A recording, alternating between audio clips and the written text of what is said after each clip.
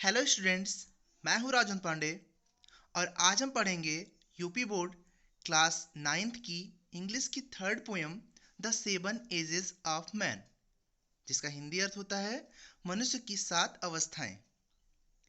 इसे महान नाटककार विलियम शेक्सपियर ने लिखा है और यहाँ पर उन्होंने मनुष्य की अवस्थाओं का वर्णन किया है। आइए पोयम देखते हैं। All the world is a stage, comma लगा के यस लिखा हुआ है, इसको इस पढ़ेंगे। All the world is a stage, all the world पूरा संसार, संपूर्ण संसार, इज है ए स्टेज एक रंगमंच, पूरा संसार एक रंगमंच है।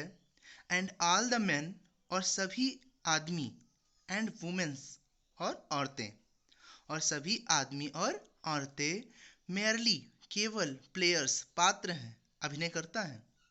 And all the main and women merely players, और सभी आदमी और औरतें केवल अभिनय करते हैं, केवल पात्र हैं। They have their exist and their entrance, they have उनके पास होता है, देयर एग्जिट उनके निकलने का स्थान, निकास, एंड देयर इंट्रेंस और उनके आने का स्थान या उनके आने का कारण, उनका प्रवेश। अर्थात they have their exit and their entrance, उनके पास उनका निकास और उनका प्रवेश होता है, अर्थात उनको कब आना है और कब जाना है, कहाँ आना है और कहाँ जाना है, यह नियत होता है। And one man in his time plays many parts, and one man और एक व्यक्ति, इन हिज टाइम अपने समय में, अर्थात अपने जीवन काल में, प्लेज निभाता है, अभिनय करता है, मेनी पार्ट्स बहुत सारे भाग, अर्थात बहुत सारे रिश्ते, बहुत सारे अभिनय। और एक व्यक्ति एक ही जीवन में, अपने के जीवन में बहुत सारे तरीकों के कार्य करता है, बहुत सारे भाग, बहुत सारे पार्ट निभाता है। His acts being 7 ages, his acts उसके कार्य, बीइंग होते हैं, 7 एजेस 7 अवस्थाओं में, उसके कार्य 7 अवस्थाओं में होता है, उसका अभिनय 7 अवस्थाओं में होता है। और उन 7 अवस्थाओं को कभी बता रहा है। एट फर्स्ट प्रथम में, द इन्फेंट अबोध होता है, अर्थात प्रथम में वह शिशु होता है, वह कुछ नहीं जानता है, वह अबोध होता है, बेहोश सा होता है। म्यूलिंग चीखता चिल्लाता हुआ, एंड पकिंग और उल्टियां करता हुआ, in the nurses arms nurse के हाथों में, नर्स की भुजाओं में, नर्स की गोद में, प्रथम में वह, प्रथम स्टेज में वह नर्स की भुजाओं में रोता चिल्लाता हुआ और उल्टियां करता हुआ होता है। And then the whining school boy with his satchel, and then और तब अगला जो स्टेज होता है, the whining boy, the whining school boy, एक चीखता चिल्लाता हुआ, जिस बच्चे का स्कूल जाने का मन नहीं कर रहा होता, स्कूल जाते समय जब उस पर प्रेशर डाला जाता है, उसे फोर्स किया जाता है, तो वो चीखता चिल्लाता है, उस तरह का बच्चा द विनिंग स्कूल बॉय, एक चीखता चिल्लाता हुआ बच्चा, एक ज़बरदस्ती स्कूल जाता हुआ बच्चा। विथ हिज सैचल अपनी बस्ते के साथ, अपने झोले के साथ, अपने बैग के साथ एक चीखता चिल्लाता हुआ, ज़बरदस्ती में जाता हुआ बच्चा होता है वो अगले स्टेज में। And shining morning face, and और शाइनिंग चमकता हुआ, मॉर्निंग फेस सुबह का चेहरा, और उसका जो चेहरा होता है वह सुबह की तरह शाइनिंग होता है, उसका जो चेहरा होता है वह सुबह की तरह शाइन कर रहा होता है, सुबह के चेहरे की तरह शाइन कर रहा होता है। क्रीपिंग लाइक स्नैल, और क्रीपिंग वो लुढ़कते हुए, लाइक स्नैल घोंगे के समान, सीप के घोंगे के समान वह लुढ़कता हुआ सुबह का ताज़ा चेहरा लेकर अनविलिंगली, अनिच्छा से, टू स्कूल स्कूल की तरफ जाता है। और अगले स्टेज में वह एक ऐसा बच्चा होता है जो ज़बरदस्ती स्कूल जाता है, अपने झोले के साथ और अपने सुबह के ताजे चेहरे के साथ, एक घोंगे के समान धीरे धीरे लुढ़कते हुए अनिच्छा से स्कूल जाता है, अर्थात वह दूसरे स्टेज में एक स्कूल बॉय होता है। एंड देन द लवर, और तीसरे स्टेज में वह एक प्रेमी होता है। एंड देन और तब द लवर एक प्रेमी होता है। Sighing like a furnace, sighing आग भरता हुआ, लाइक अ फर्नेस एक भट्टी के समान, एक भट्टी के समान गर्म गर्म आहें भरता हुआ। विथ वो फुल वेलाड एक दुखपूर्ण लंबे गीत के साथ। Made to his mistress eyebrow, made to बना होता है जो, हिज मिस्ट्रेस आईब्रो उसके प्रेमिका के भौहों के लिए, उसकी प्रेमिका के भौहों के लिए जो गीत बना होता है, उस गीत को गाते हुए, उस लंबी दुखद गीत को गाते हुए और गर्म गर्म आहें भरते हुए वह एक प्रेमी होता है।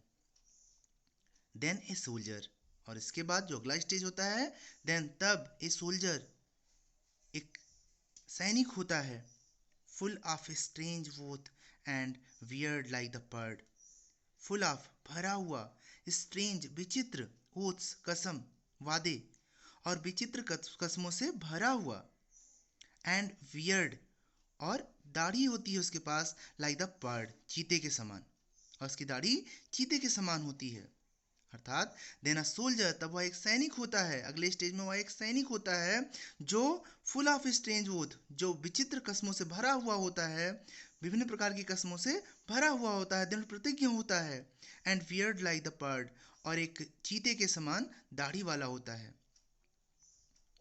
जेलस इन ऑनर, उस समय वह जेलस होता है, ईर्ष्यालु होता है, इन ऑनर, सम्मान में, अर्थात जब उसे सम्मान नहीं मिलता, किसी और को सम्मान मिलता है, तो ईर्ष्यालु हो जाता है और अपने सम्मान के लिए कोशिश करता है, अर्थात वह सम्मान के लिए ईर्ष्यालु हो जाता है। Sudden and quick in quarrel, और अचानक से तेज हो जाता है, इन क्वेरल, झगड़े के लिए, लड़ाई के लिए, और लड़ाई के लिए अचानक से तेज हो जाता है, सीकिंग, जब वह खोज रहा होता है, द बबल रेपुटेशन, एक ऐसा सम्मान जो एक बुलबुले के समान होता है, बबल बुलबुले के समान, रेपुटेशन सम्मान, और एक बुलबुले के समान जल्दी से खत्म हो जाने वाले सम्मान के लिए भी वह लड़ने के लिए बहुत तेज होता है, बहुत उतावला होता है। Even in the cannon's mouth, यद्यपि वह कैनॉन्स, तोप के माउथ, मुंह में हो, यद्यपि वह तोप के मुंह में खड़ा हो, अर्थात यद्यपि वह बहुत संकट में हो, बहुत ही कठिन परिस्थिति में हो, फिर भी वह अपने सम्मान के लिए, झूठे सम्मान के लिए बहुत तेजी से लड़ जाने के लिए तैयार रहता है। एंड देन, और तब द जस्टिस, और तब वह न्यायी बन जाता है, न्यायाधिकारी बन जाता है, न्यायिक बन जाता है। इन फेयर राउंड वैली, अगले स्टेज में वह एक न्यायाधीश बन जाता है, और इन फेयर राउंड वैली, एक सही तरीके से, फेयर सही तरीके से, राउंड गोल, वैली, वैली मीन्स पेट, और सही तरीके से गोल पेट के साथ, विथ गुड कैपॉन लाइंड, और मुर्गे जैसे पेट के लाइनों के साथ, अर्थात उसका जो पेट होता है वो गोल मटोल और बाहर निकला हुआ हो जाता है, और उस पर मुर्गे के पेट के समान लाइनें पड़ जाती हैं, अर्थात पेटियां पड़ जाती हैं। तो उस समय जब वह न्यायाधीश की अवस्था में होता है, उस समय उसका पेट बाहर निकल जाता है, बहुत सही तरीके से गोल अवस्था में, और उस पर ढेर सारी लाइनें पड़ जाती हैं। विथ आइज सेवियर, और वह आंखों से कठोर हो जाता है, अर्थात उसकी आंखें कठोर हो जाती हैं, सेवियर, कठोर हो जाती हैं, दृढ़ हो जाती हैं। एंड वियर्ड, और दाढ़ी जो होती है वो ऑफ फॉर्मल कट, वो सामान्य तरीके से कटी हुई होती है। वह आंखों से दृढ़ हो जाता है, उसकी आंखें दृढ़ हो जाती हैं, और उसकी दाढ़ी जो होती है वह सामान्य रूप से कटी हुई होती है।